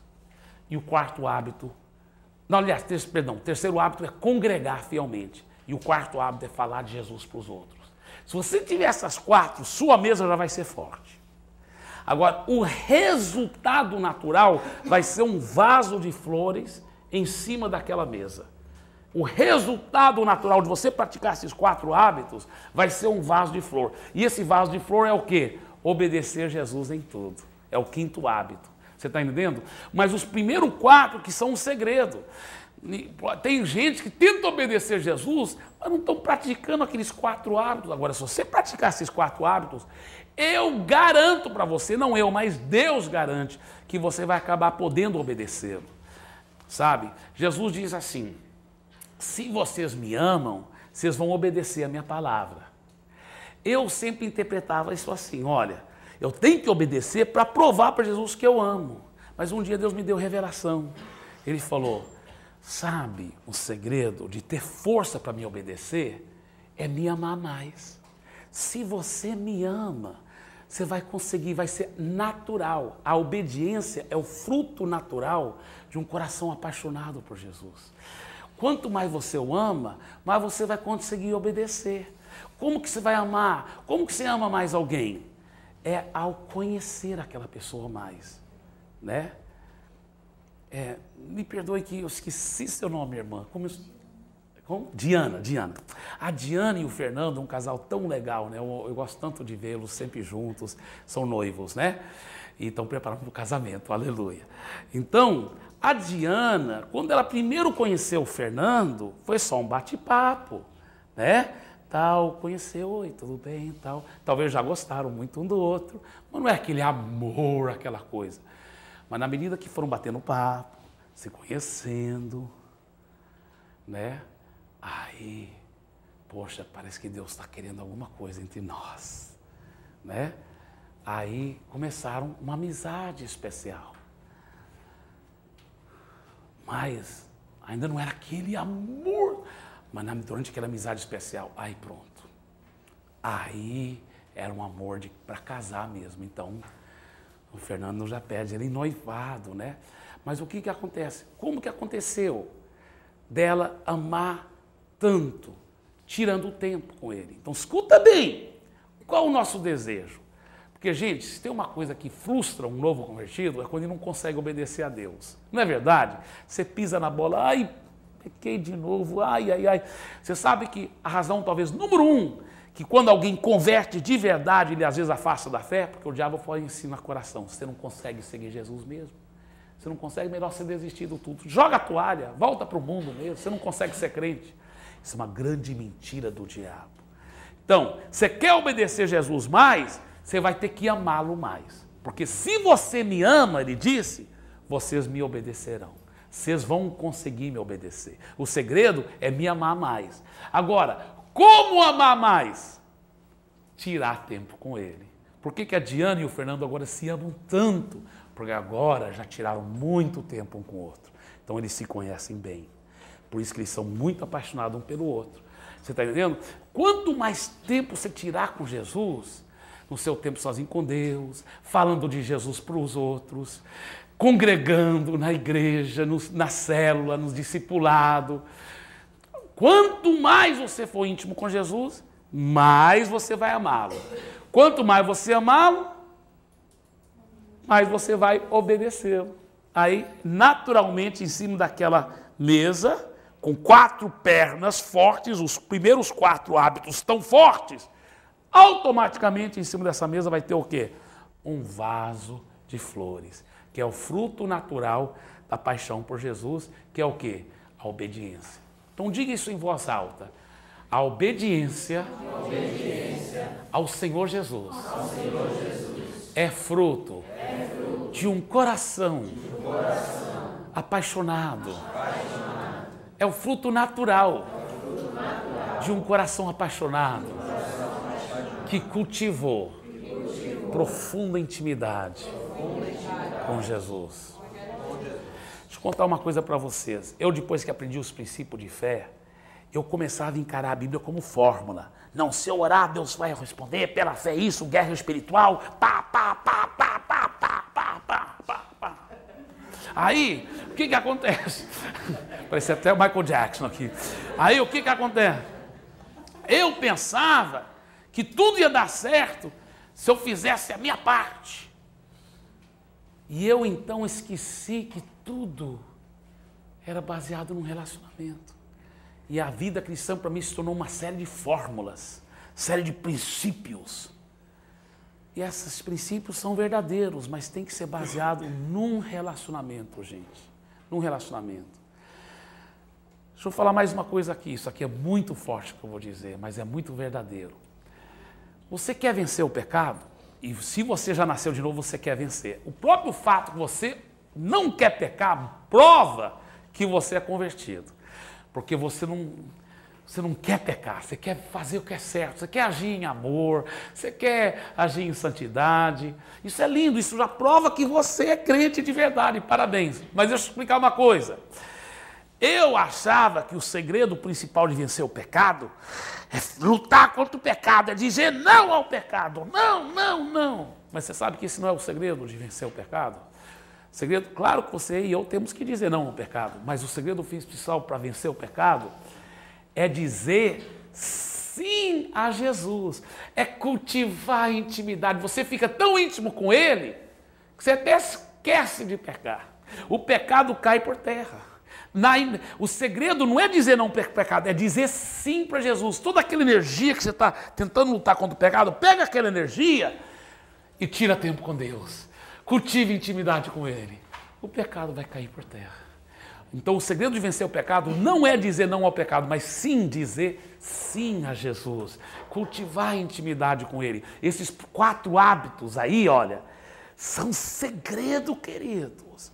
Isso aqui é uma classe nova criatura, mas infelizmente tem pastores, milhares deles, infelizmente, que não praticam esses 4 hábitos. E por isso que muitos pastores caem em adultério, caem em problemas, batem na esposa. Infelizmente é verdade. Mas por quê? Porque não praticam esses 4 hábitos tão básicos. Fizeram uma pesquisa nos Estados Unidos. Sabe qual é a média que os pastores lá tiram com Deus por dia de oração? 10 minutos. Isso é a média, porque talvez tenha alguns que tiram várias horas e outros não tiram nada. E a média deu o quê? 10 minutos só por dia. Agora, se um pastor está tirando só 10 minutos por dia, imagina os membros. Aí por isso que a igreja está anêmica, fraca, derrotada, porque a pessoa não está cultivando intimidade com Jesus. Intimidade com Jesus. Então quero encorajar vocês nisso. Amém? Vamos então, vamos ler esse último parágrafo, todo mundo junto. Eu gosto muito desse último parágrafo aqui. Você é muito importante. Vamos ler todos juntos esse parágrafo, tá? Na página 12, último parágrafo lá. Vamos ler todos juntos. Você faz parte do corpo mundial de Jesus e também de um corpo local. No corpo mundial, cada corpo local se torna muito importante. E cada pessoa, por sua vez, é muito importante no corpo local. Você é muito importante e necessário neste corpo local. E Deus tem um plano no qual Ele vai usá-lo nesta igreja para a glória dEle. Aleluia. Olha, corpo quer dizer igreja. A igreja de Cristo é o corpo de Cristo. Então, na igreja, né, do Senhor Jesus, na igreja global de Jesus, David, talvez é bom você sentar nessa cadeira para cá, meu filho, para você não ficar apagando a luz. Tá? Obrigado, meu querido. Que ele, sem querer, ele coloca o braço assim, né? Mas amém, agora vai dar tudo certo. Muito bem. Então, olha, nessa igreja global de Jesus, cada igreja local se torna importante. Cada igreja local. Assembleia de Deus, Igreja da Paz, Quadrangular, todas as igrejas são importantes nessa igreja global de Jesus. E nesse corpo local, nessa igreja local, cada pessoa, por sua vez, é muito importante. Agora, se hoje Deus te colocou na Igreja da Paz, pode ter certeza, é porque Deus tem algo para você muito precioso. Não só para te abençoar grandemente, mas para te usar como canal de bênção na Igreja da Paz. Você pode ter certeza, Deus tem um plano muito importante. Você é muito importante e necessário nesta igreja local, a Igreja da Paz. E Deus tem um plano no qual Ele vai te usar nesta igreja para a glória dEle. Amém? Vamos agora à lição 3, a certeza de sua salvação. Número 1, você é um crente em Cristo? Estou na página 13, né? Lição 3, a certeza de sua salvação. Você é um crente em Cristo? Já se arrependeu dos seus pecados? Já recebeu Jesus como seu Salvador e Senhor? Se for assim, então você pode e deve mesmo ter a certeza da sua salvação. Eu gostaria que, vamos fazer o seguinte, quantos aqui são solteiros? Levante sua mão. Tá, então vai dar certo. Todos solteiros vão procurar João 3,36, que vocês vão ler em voz alta daqui um pouco, tá? Se for solteiro, pode sim. Viúva também está incluído, tá certo. Amém. João 3,36. Agora, as mulheres casadas aqui, né, vão procurar João 6,37. Tá? Mulheres casadas, João 6,37. Vocês vão ler em voz alta isso aí. E os homens casados vão procurar 1 João 5,13. E vocês vão ler em voz alta esse versículo aí. Tá bem? Então vamos lá. Primeiro vai ser João 3,36. Então agora só os solteiros vão ler comigo João 3,36. Vamos ler em voz alta juntos agora e todo mundo prestando atenção nesse versículo fenomenal. Vamos ler em voz alta, olha só. Por isso, quem crê no Filho tem a vida eterna. O que todavia se mantém rebelde contra o Filho não verá a vida, mas sobre ele permanece a ira de Deus. Ó, irmãos, essa ideia, não, no final todo mundo vai ser salvo, Deus vai fazer um jeito. A Bíblia é muito clara. Quem se mantém rebelde contra o Filho, contra Jesus, quem não entregou a vida a Jesus, não verá a vida, mas sobre ele permanece a ira de Deus. A Bíblia não podia ser mais clara. Muito bem, João 6,37, agora as mulheres casadas, eu vou ler junto com vocês, vamos ler em voz alta então, mulheres. Todo aquele que o Pai me dá, esse virá a mim, e o que vem a mim, de maneira nenhuma o lançarei fora. Tá certo? Muito bem. E agora, 1 João 5,13. 1 João 5,13. Isso aí é já o primeiro Joãozinho, lá no final da Bíblia, né? Tem 3 Joãozinhos lá. Então, 1 João, capítulo 5, versículo 13. Vamos lá.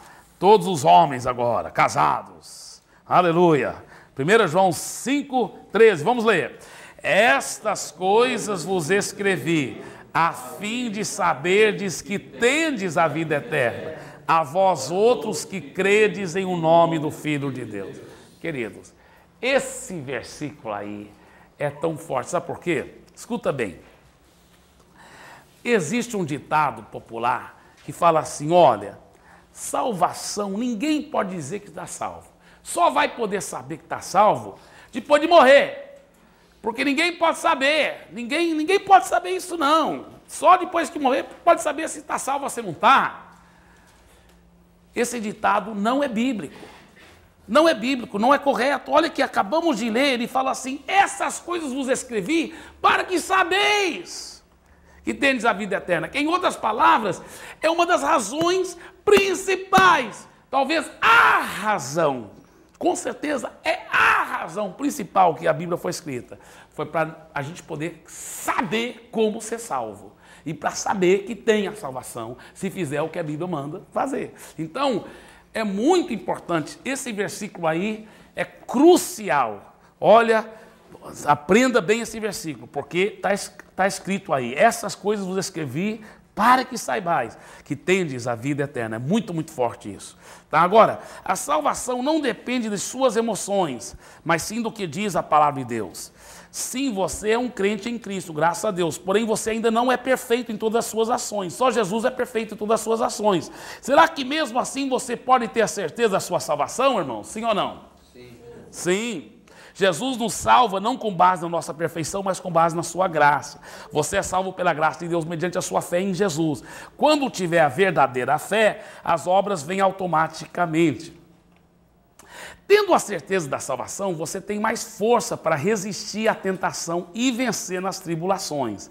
A alegria em saber que é salvo supera o poder da tentação e vence a tristeza da tribulação. Página 14. Se você não souber nadar, não pode salvar aquele que está se afogando.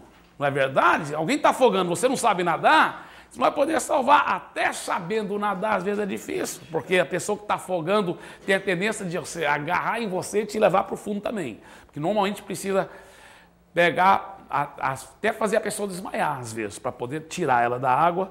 Ou você joga uma corda, porque se você chegar perto é capaz dos dois afogarem, porque ela agarra em você e te leva para o fundo. Porque a pessoa que está afogando fica muito desesperada. Então, às vezes tem que dar uma pancada na cabeça dela, ela fica meio desmaiada, aí você puxa ela pelo cabelo e salva ela. É assim mesmo, é verdade.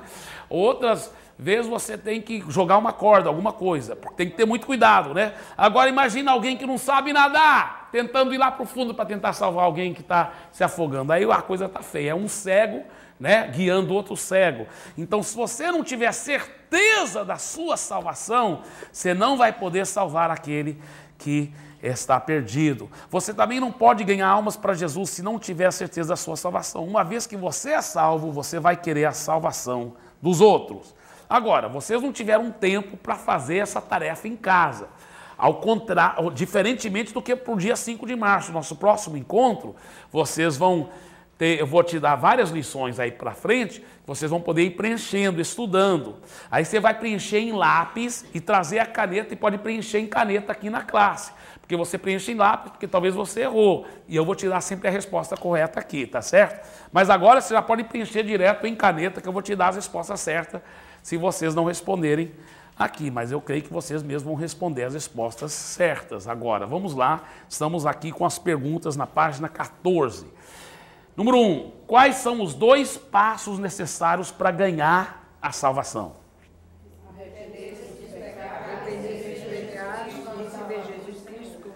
Exatamente. Fazer boas obras não é necessário para ganhar a salvação, irmãos? É interessante. Não é, mas são super importantes. Por que não é necessário? Só por causa de uma coisa, porque às vezes não dá tempo. Por exemplo, Aquele ladrão que estava morrendo na cruz, um ficou blasfemando, mas o outro que estava blasfemando, porque tem um dos evangelhos que fala que os dois estavam blasfemando. Mas um se arrependeu e converteu bem antes de morrer. E não teve tempo para fazer nenhuma boa obra. Mas ele foi salvo. Por quê? Porque ele fez essas duas coisas. Ele arrependeu dos pecados, recebeu Jesus Cristo como Salvador e Senhor. Se ele tivesse tido tempo, se ele tivesse sido liberto daquela cruz sobrenaturalmente, não tivesse morrido naquele dia, ele teria feito boas obras, sim ou não? Sim. Sim. Por quê? Porque a fé dele é autêntica. A fé autêntica sempre produz boas obras. Se ela não produz boas obras, não é uma fé verdadeira. Você está entendendo? Então, mas não é necessário para ganhar salvação. Por quê? Porque às vezes não dá tempo para fazer boas obras, tá certo? E até porque também não é a condição para se salvar. A condição é arrepender dos pecados e receber Jesus Cristo como Salvador e Senhor. Muito bem. Número 2. O que significa a palavra Senhor com letra maiúscula? Um homem de idade ou dono absoluto da sua vida a quem obedecemos? Muito bem. Dono absoluto da sua vida a quem obedecemos. Número 3. Jesus é seu Senhor? Sim. Amém. Número 4. É uma coisa séria desobedecer ao nosso Senhor, sim, não ou um pouco? Sim. Sim, é muito sério. Muito bem. Número 5. Para receber o perdão completo dos seus pecados, o que você precisa fazer? Fazer muitas boas obras, confessar os pecados a Deus ou esconder os pecados o máximo possível. Amém. Quem sabe aqui 1 João 1,9 de cor, ou mais ou menos de cor? 1 João 1,9. Quase. Não, 1 João 1,9. Olha, deixa eu falar uma coisa. Para nós que somos crentes, que também para nós mesmos e para os novos convertidos que a gente vai ganhando para Jesus, esse é um versículo chave da Bíblia. Por quê? Porque é o seguinte. Deixa eu te dar um exemplo. Vamos supor que, eu vou inventar um nome aqui, Senhor Sebastião, ele tem um filho, o João, e o João está com 18 anos de idade, e o João agora rebela contra o pai, até bate no pai e sai fugido de casa. O João deixou de ser filho do seu Sebastião com tudo isso? Não, mas ele deixou a intimidade do pai? Deixou. Então é isso que acontece, quando você peca, você não deixa de ser filho, porque você nasceu de novo. E não é que agora Deus fala assim, agora você não é meu filho mais. Se quiser ser meu filho, tem que converter tudo de novo. Não. Você pecou. Você não perdeu a salvação, mas você perdeu a intimidade com o Pai. Então, para você agora reconstruir aquela intimidade com o Pai, restaurar a intimidade com o Pai, o que você tem que fazer? Aí que vem 1 João 1,9, é o versículo clássico da Bíblia, que todos devem saber. Então é muito importante você aprender bem esse versículo. 1 João 1,9. Se confessarmos nossos pecados, Ele é fiel e justo para perdoar os nossos pecados e nos purificar de toda injustiça. Esse versículo tem que ser muito entranhado dentro de você, porque se você pecou, imediatamente você está confessando o seu pecado para Deus. É para Deus. Para receber perdão, você não confessa para padre, você não confessa para pastor, você confessa seu pecado para Deus. Tá certo? 1 João 1,9. Muito bem. Continuando, página 15. Número 6. Se confessarmos o pecado, quem nos dará o poder de abandoná-lo? Nós mesmos, o Espírito Santo, Maria, ou nunca teremos este poder? É o Espírito Santo que nos dá o poder de abandonar o pecado. Tá certo? Para ser salvo, será que Deus tem que tomar o primeiro lugar na sua vida? Sim, não ou mais ou menos? Sim. Quando alguém diz que não consegue abandonar um certo pecado pela causa de Cristo, será que Deus realmente ocupa o primeiro lugar na sua vida? Não. Tá. A resposta certa é não. Porém, temos que ter cuidado para não julgar as pessoas, porque às vezes ele realmente entregou a vida a Jesus, mas está lutando contra alguns pecados. Então, se eu chegar logo e falar assim, você não converteu de verdade, porque senão você não estaria com esse pecado, às vezes o cara novinho convertido, que está sendo realmente muito tentado pelo diabo, acaba se desistindo de vez. Por isso que é muito importante ter cuidado com isso, de não julgar, mas de amar, de encorajar. Porque, irmãos, vamos ser bem honestos, todos nós, mesmo eu que converti com 5 anos de idade, mas depois de converter, tivemos áreas em nossa vida que não foram vencidas de um dia para o outro. É verdade ou não é? Então, se nós passamos por isso, nós não temos que ser pacientes com os outros, temos que ser amorosos com os outros e acreditar nos outros. Então, temos que lembrar disso, tá? Vamos continuar. Número 9. Cristo aceita o segundo lugar? Sim, não, ou se for quase o primeiro? Não, ele não aceita o segundo lugar. Muito bem. Número 10. Se pedirmos seriamente o poder do Espírito Santo para podermos abandonar o pecado, Deus o dará? Sim. Ele sempre nos dá, né? Não é às vezes ele nos dá, temos que abandonar o pecado com nossa própria força. Página 16. O crente verdadeiro vai continuar vivendo em pecado? Sim ou não? Não. Deixa eu falar uma coisa para você. Rapaz, eu lutei muitos anos como jovem nessa área de pureza, masturbação. Foi horrível. Mas eu lembro que uma vez teve um pregador lá e falou assim, olha, vocês jovens que estão lutando nesta área, ele não ensinou nada sobre discipulado, é uma pena, porque se eu tivesse aprendido sobre discipulado, ele não ensinou, se ele ensinou, eu não entendi, sobre intimidade com Deus, porque esse foi o segredo principal na minha vida para vencer o pecado, foi intimidade com Deus. Esse é o segredo.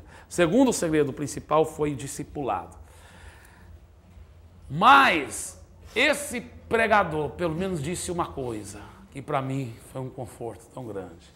Ele falou, jovem, você que está lutando com essa masturbação, papapá, ele falou assim, olha, fique perseverando, fique lutando, fique aplicando fé, fique orando, fica decidindo, porque aquele que perseverar, um dia vence.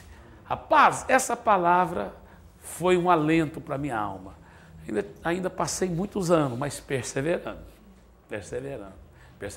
Depois eu fui aprender 2 coisas que mudaram minha vida totalmente.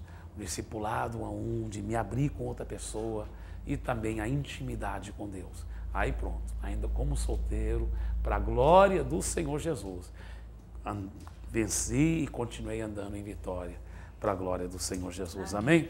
Então vamos continuar agora. Número 12. Depois que nos tornamos um seguidor de Jesus, somos perfeitos em todas as nossas ações, em outras palavras, nunca mais, desde que você converteu, você vai desobedecer a Deus, sim ou não? Não, a realidade tem que ser dita, nós já desobedecemos mesmo depois de converter, né? Se você cair num pecado depois que se tornou um seguidor de Jesus, você perde a sua salvação? Olha, essa resposta aqui tem 2 respostas, é a segunda e a terceira. Não perde e também o pecado afeta nossa comunhão com Deus, mas não deixamos de ser filhos de Deus só porque pecamos. Lembra a ilustração que eu dei aqui do senhor Sebastião e também do João, filho dele, né? Amém. O que você deve fazer o mais rápido possível? Preocupar-se, esconder o pecado ou arrepender-se do pecado, confessar o pecado e restaurar a comunhão com Deus? Sabe, irmãos, eu vou te falar, o diabo, ele fica uma arara, né, endemoniado de raiva, se você aprender só assim um segredo. Talvez você não aprendeu a vencer o pecado ainda, mas você aprendeu o segredo. Pecou, confessa o pecado a Deus, arrepende, recebe o perdão de Deus e levanta e continua caminhando. Pronto. Se você fizer só isso, você já está 80% da vitória. Porque talvez até mais do que fazer você pecar, o que o diabo quer é te manter na condenação, te manter no chão. Então, se toda hora que você caiu, você levanta, pede perdão a Deus, recebe o perdão e continua servindo a Jesus, 80% da vitória já é sua. Tá? Então, isso é um grande segredo. Por isso que 1 João 1,9 é um versículo tão crucial, né? Porque ele que fala como restaurar sua comunhão com Deus. Tá bem? Isso é muito importante. O que é que nos salva? A graça de Deus ou nossas boas obras? A graça de Deus. Graça quer dizer o que merecemos ou é um favor que não é merecido? Misericórdia de Deus. Isso, número 17. Se boas obras não aparecerem em nossas vidas, será que nossa fé é verdadeira? Sim ou não? Não. Mas cedo ou mais tarde, boas obras vão aparecer na sua vida se a sua fé for verdadeira. Isso aqui é muito profundo, irmãos. Muito profundo. Porque a Bíblia é muito clara em dizer o seguinte: se as boas obras não estão aparecendo na sua vida, você tem que entrar em crise, porque talvez a sua fé não é verdadeira. Mas cedo ou mais tarde, olha, é igual o boi com uma carroça.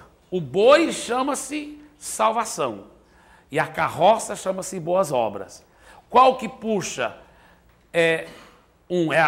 Muitas pessoas falam assim, não, o boi é as boas obras.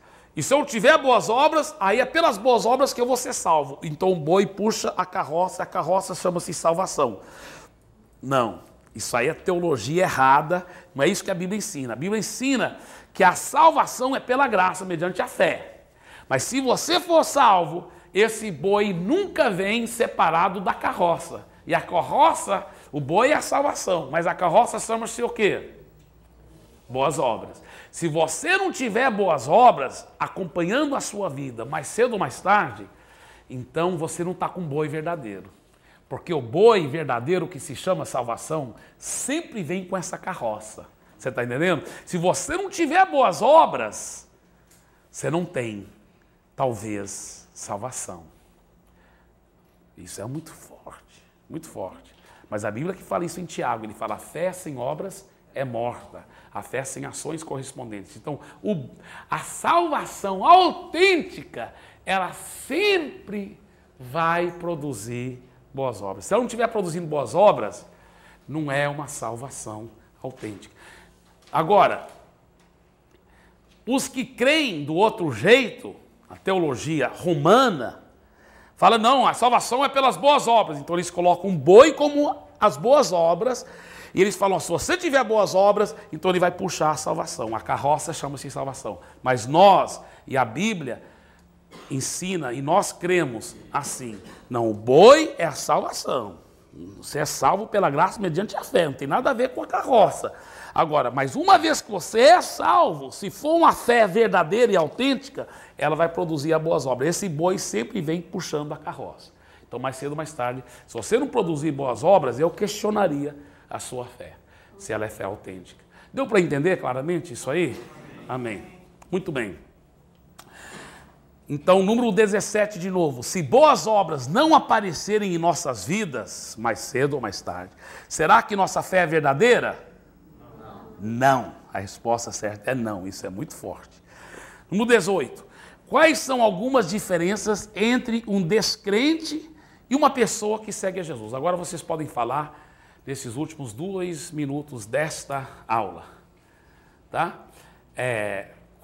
Eu quero que vocês mesmos falem e eu vou repetir aqui para as pessoas que estão assistindo por DVD ouvirem. Tá? Quais são algumas diferenças entre um descrente e uma pessoa que realmente segue a Jesus? Pode falar algumas diferenças aí, claras. Temor a Deus. Temor a Deus.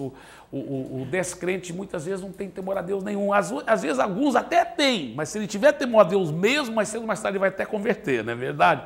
Quais são outras diferenças? Boas obras também. Boas obras. Mais cedo ou mais tarde a pessoa que realmente tem temor a Deus, que entregou a vida a Jesus, ela vai praticar boas obras. Agora, às vezes, o não crente pratica boas obras, não é verdade? Os espíritas praticam boas obras, eles são salvos, se eles não entregarem a vida a Jesus, não são salvos. Mas se eles fielmente praticarem boas obras e tiverem temor a Deus, muitas vezes o coração deles fica mais amolecido para ouvir o evangelho de verdade. Mas às vezes não também. Às vezes eles ficam com orgulho espiritual, achando que pelas boas obras que estão salvos. Então as boas obras nem sempre definem quem é verdadeiramente salvo e quem não é. Mas o verdadeiramente salvo sempre vai praticar boas obras. Mas às vezes o não salvo também pratica e continua não salvo. Né? Temos que lembrar disso. A alegria infinita que tem no coração. Realmente, aí é uma diferença bem clara. Só quem é salvo que tem essa alegria.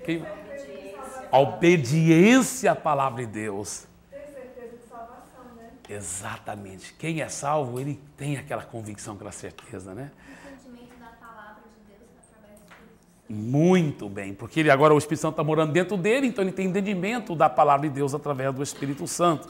Outra coisa, Jesus disse em João 13, 34, 35, ele falou assim: nisto conhecerão quem são os meus discípulos, quer dizer, a marca do seguidor de Jesus. Se tiverdes amor um para com os outros. Então, a pessoa pode entrar aqui com cabelão, uma mulher, né? Cabelão comprido, saiona comprida, que até está ajudando a varrer a rua, por de tão comprido que está, né? Com a cara pálida, sem nenhuma joia, orando em línguas e tremendo. E eu não sei se é convertida de verdade, não é mesmo? Um homem pode entrar aqui com terno, aleluia, com Bíblia zona desse tamanho, parecendo tão espiritual. Eu não sei se ele é salvo de verdade. Parece um crente dedicado, mas não sei com certeza. Eu já ouvi de um homem que fingiu ser crente, usando terno, carregando Bíblia, para poder matar o outro. Dentro da Bíblia, ele cavou um lugar para caber a arma. Sabe, tirou, assim, cortou as páginas, bem para caber a arma assim. Ele chegou e assassinou o outro desse jeito, porque ele fingiu ser crente. Que horrível. Então eu não posso saber. O que Jesus disse? Nisto conhecerão se sois meus discípulos. Pela roupa? Pelo cabelo? Pelos gritos? Não. Se tiverdes amor. Agora chega um irmão e olha bem nos seus olhos e fala assim: eu te amo, irmão, em Jesus Cristo. Rapaz, você não... E você vê o jeito que ele age, o jeito que ele trata os outros. Isso aí não tem jeito. É só quem é salvo que age assim em amor, né? Aleluia. No começo da próxima aula, eu vou te dar uma das ilustrações minhas favoritas para demonstrar a diferença quem é convertido e quem não é, tá bem? Então nós vamos agora ter mais 20 minutos de intervalo e aí voltamos aqui para a última etapa, em nome de Jesus, tá? Mas essa última etapa, preparem, vai ser muito gostoso hoje à noite, para a glória de Jesus, aleluia.